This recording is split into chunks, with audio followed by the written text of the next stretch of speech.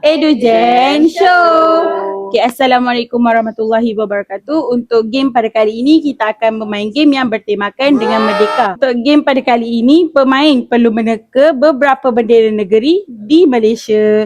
So, kalau korang nak tengok siapa pemenang, stay tune. Untuk bendera yang pertama.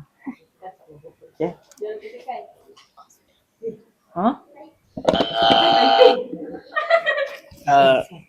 Depan sikit.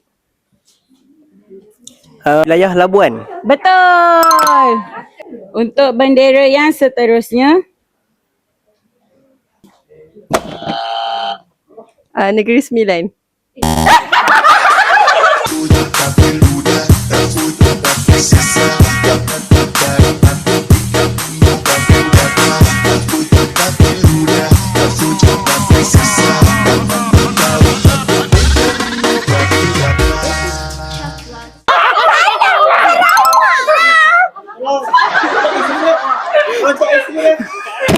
Untuk bendera yang seterusnya.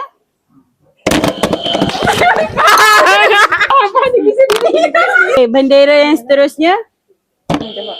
Okay, Johor. Betul. Bendera yang seterusnya. Malaysia. Pulau Pinang. Betul. Bendera yang seterusnya. Melaka. Untuk bendera yang seterusnya.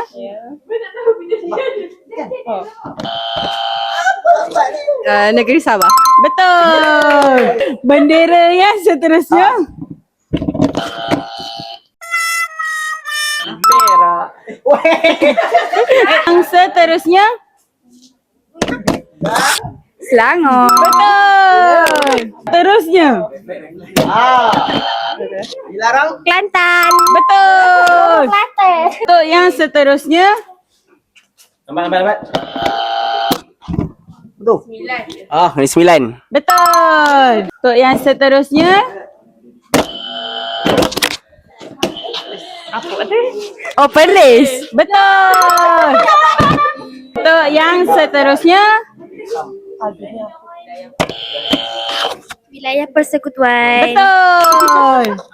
Okay, Alhamdulillah itu sahaja Edugen Show kita pada kali ini. Kalau korang nak game yang lebih seronok, korang kena stay tune untuk episod yang seterusnya. Selahkan kepintaran, luaskan pengetahuan.